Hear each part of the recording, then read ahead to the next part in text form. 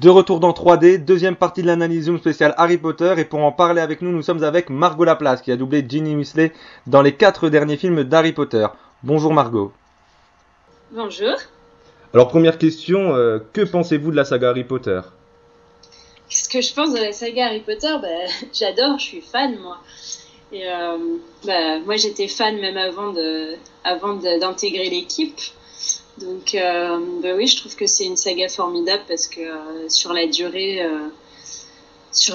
déjà c'est une des seules à avoir duré si longtemps, c'est une des seules à nous offrir autant de magie, un monde de rêve, un monde un peu féerique, avec en même temps ses problèmes. Enfin bon, c'est vraiment très complet, je trouve.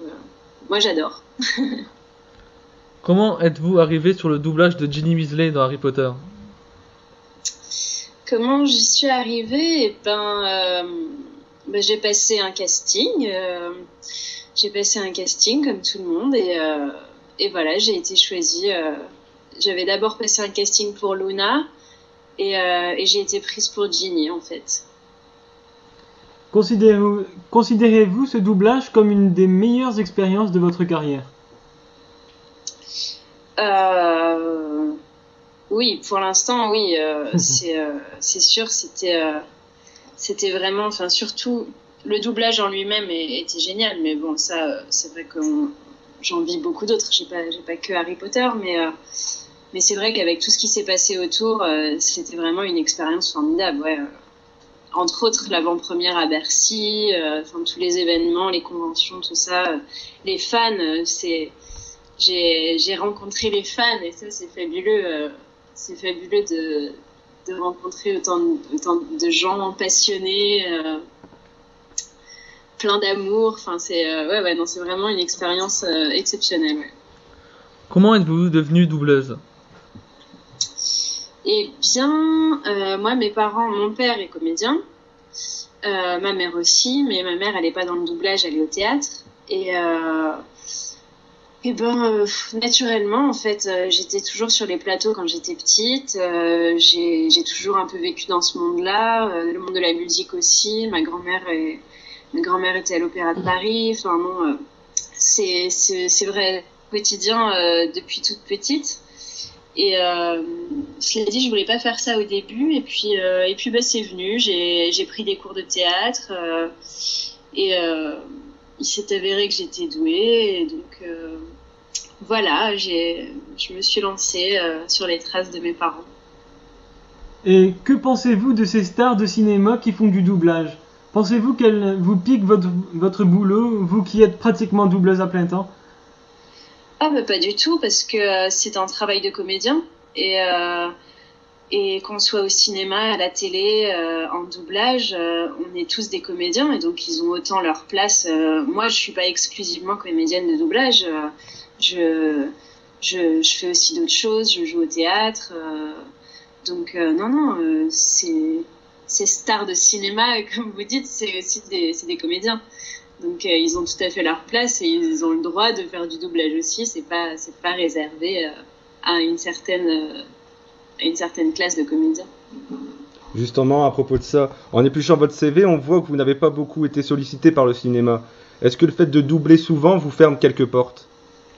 Non, pas du tout. C'est juste que je passe pas beaucoup de casting pour le cinéma parce que j'ai pas le temps, parce que je suis aussi musicienne, je suis chanteuse et donc je me concentre aussi sur ma carrière de chanteuse. Donc, mais c'est vrai que c'est vrai que dans l'immédiat, j'aimerais beaucoup me lancer dans cette branche de mon métier, ouais. Alors maintenant, on va passer... pardon, vous voulez finir? Oui, non, juste...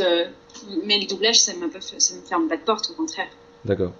Alors on va passer maintenant aux questions des internautes, et la première question est posée par Alexis. Oui, une question de Jody. Est-ce dur de doubler un film entier sans le vivre?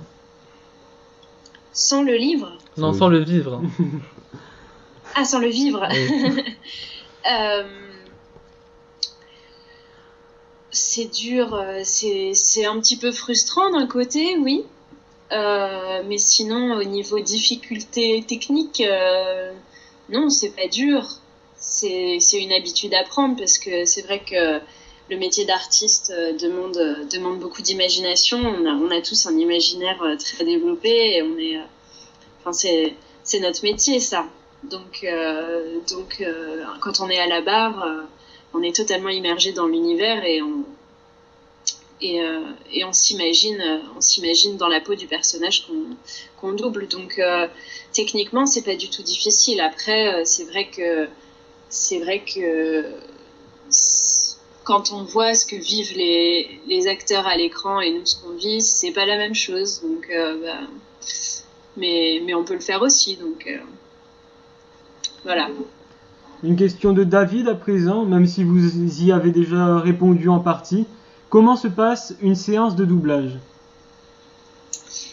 Eh bien, on arrive le matin ou l'après-midi en fonction de l'heure à laquelle on nous a convoqués. Le chef de plateau, donc c'est l'équivalent du metteur en scène au théâtre ou du réalisateur au cinéma, c'est-à-dire les acteurs.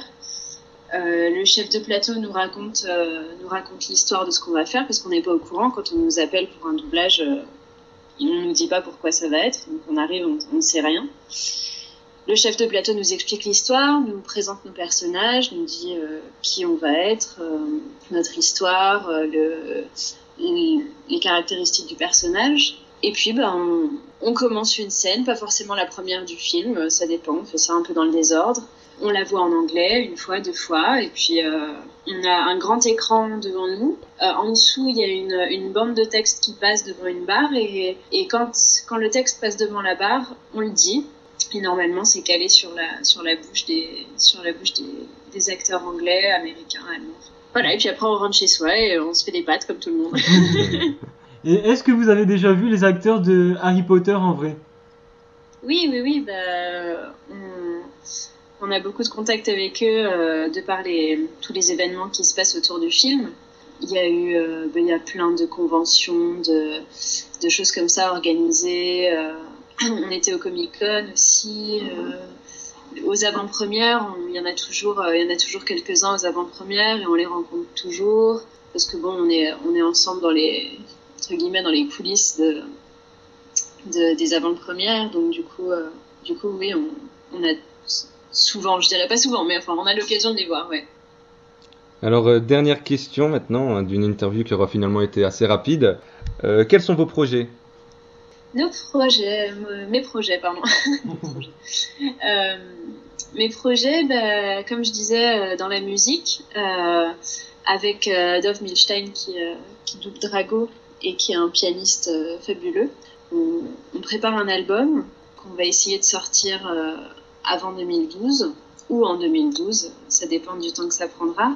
Et puis sinon, je vous dis peut-être une carrière dans le cinéma.